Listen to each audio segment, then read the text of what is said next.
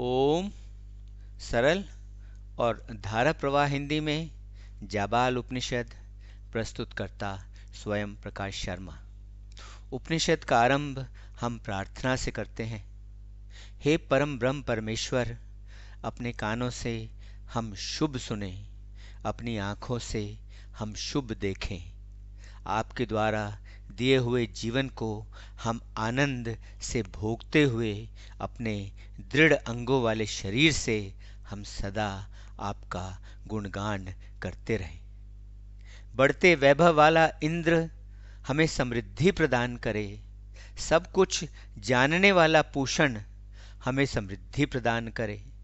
गरुड़, जिसके रास्ते में कभी कोई बाधा नहीं आती, हमें समृद्धि प्रदान करे।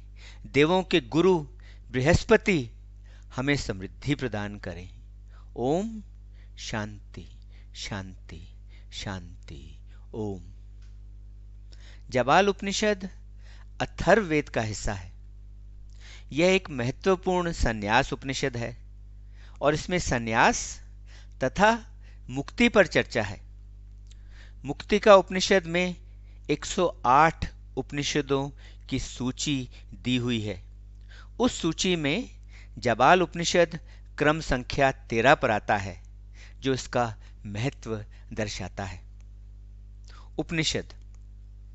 देवों के गुरु बृहस्पति याज्ञवल्क्य से बोले, याज्ञवल्क्य, यह बात अच्छी तरह जान लो कि कुरुक्षेत्र देवों की भूमि है।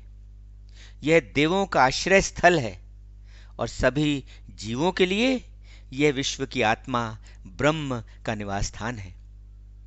अविमुक्त कुरुक्षेत्र है। यह वह स्थान है जहां जीवों को मुक्ति मिलती है। यह देवों की भूमि है। यह देवों का आश्रय स्थल है और सभी जीवों के लिए यह विश्व की आत्मा ब्रह्म का निवास स्थान है। इसलिए जहां कहीं भी व्यक्ति जाए, वह सदा इसे अविमुक्त, इसे कुरुक्षेत्र ही समझे, जो देवों के लिए है और जो सभी जीवों के लिए विश्व की आत्मा ब्रह्म का निवास स्थान है। यह वही जगह है जहां जब जीवों के प्राण उनके शरीर को छोड़कर ऊपर जाते हैं, तब रुद्र उन्हें तारक मंत्र सिखाते हैं, जिस मंत्र को सीखने से वे अमर बन जाते हैं और उन्हें मुक्ति मिल जाती है। इसलिए अविमुक्त पर ध्यान लगाओ। अविमुक्त को कभी छोड़ना मत, याज्ञवल्क्य। तब अत्रि ऋषि ने याज्ञवल्क्य से प्रश्न किया, याज्ञवल्क्य, मैं उस आत्मा को कैसे जान सकता हूं जो अव्यक्त और अनंत है? याज्ञवल्क्य ने उत्तर दिया, अत्रि, तुम उस आत्मा को अविमुक्त पर ध्यान लगाकर जान सकते हो, क्योंकि यह आत्मा अविमुक्त पर स्थापित है।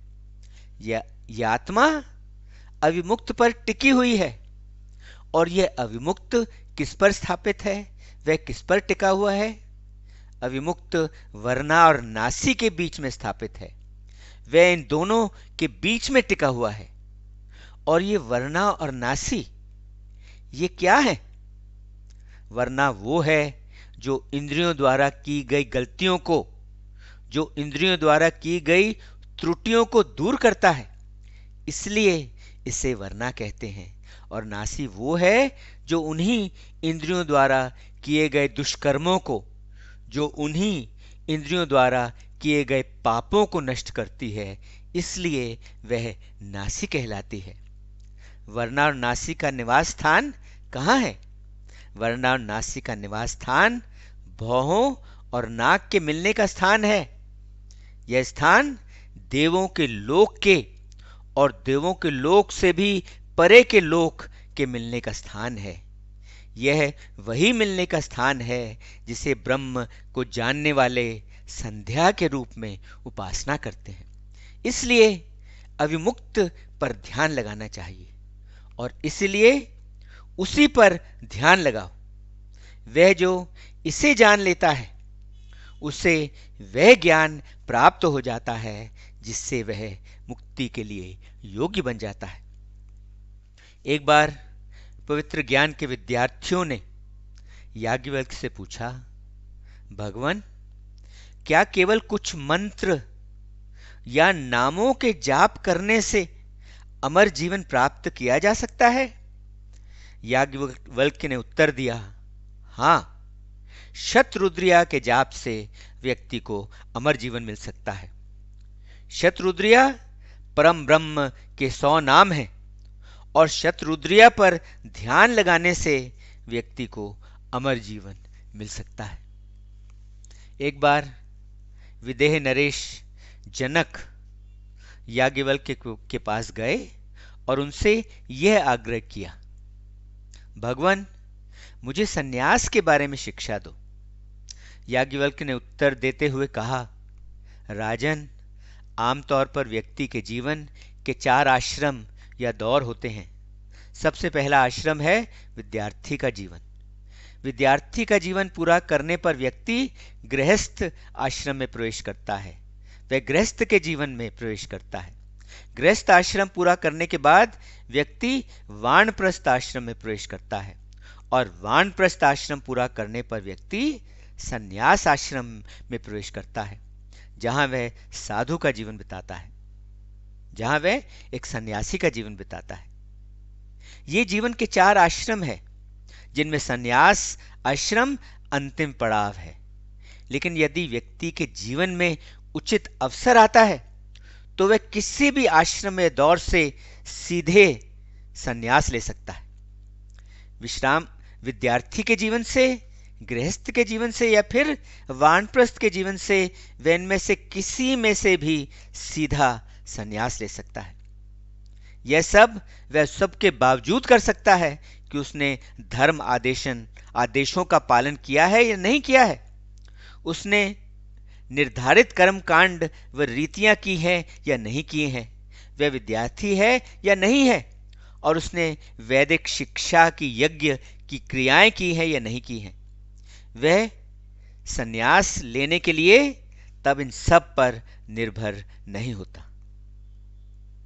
जब भी उसके भीतर संन्यास की भावना जागृत हो जाए, उसे तभी तुरंत संसार को त्याग देना चाहिए और सन्यासी या साधु का जीवन व्यतीत करना चाहिए। कुछ लोग यह करने से पहले प्रजापात्य यज्ञ करते हैं, जिसके देव ब्रह्मा हैं, लेकिन उन्हें इस यज्ञ करने की कोई आवश्यकता नहीं है। व्यक्ति को इसके लिए केवल अग्नि यज्ञ करना चाहिए, क्योंकि अग्नि ही प्राण है।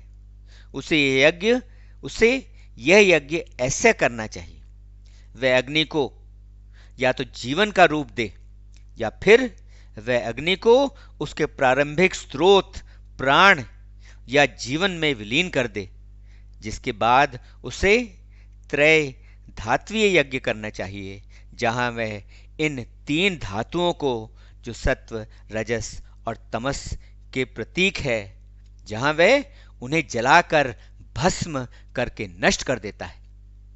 वह इस अग्नि के गंध को सूंघकर श्वास अंदर ले ले और यह मंत्र कहे, हे अग्नि, यह प्राण जो तुम्हारे जन्म का स्रोत है और जिससे निकलकर तुम प्रकाशमान हुए हो, इस प्राण को जानकर तुम जीवन में ऊपर चढ़ जाते हो और मेरे आध्यात्मिक धन को बढ़ाते हो। वह जो जीवन है, वह जो प्राण है, वही अग्नि का मूलभूत कारण है, वही अग्नि का स्रोत है। हे अग्नि, तुम अपने ही स्रोत का रूप लेते हो, जो प्राण है, जो जीवन है। तुम प्राण का रूप लेते हो। उसके लिए जिसने अग्नि का यज्ञ नहीं किया है, लेकिन जिसने किसी घर से अग्नि ली है, वह भी इस अग्नि के गंध को वैसे ही सूंघकर श्वास अंदर ले ले, जैसे कि पहले कहा गया है। और यदि वह किसी भी घर से अग्नि प्राप्त न कर सके, तो वह अपना यज्ञ जल में करे, क्योंकि जल सभी देवों का प्रतिनिधि है, वह सभी देवों का प्रतीक है। वह अपना यज्ञ यह मंत्र कहकर करे, मैं सभी देवों को समर्पित करता हूं।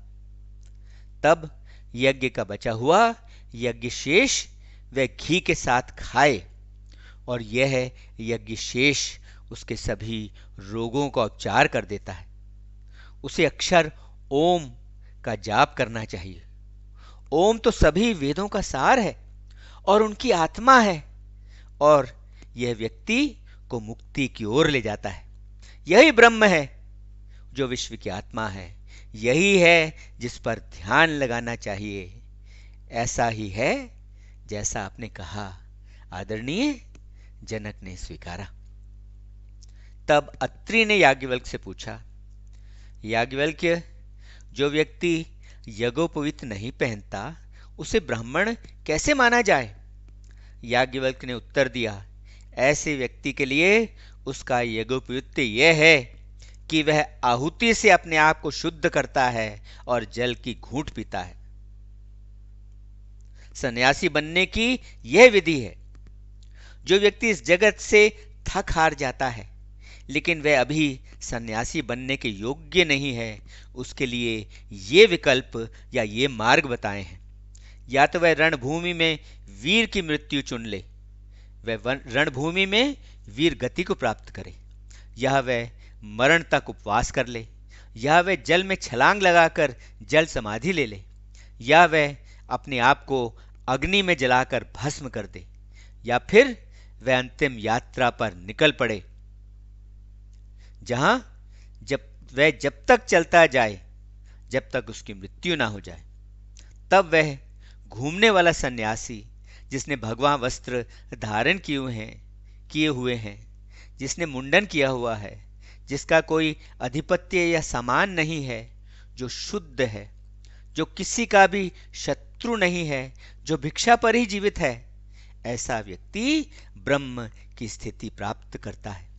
यदि वह रोगग्रस्त है तो वह मन से और वाणी से संन्यास ले, लेकिन जो व्यक्ति स्वस्थ है उसे ऐसा करने की अनुमति नहीं है।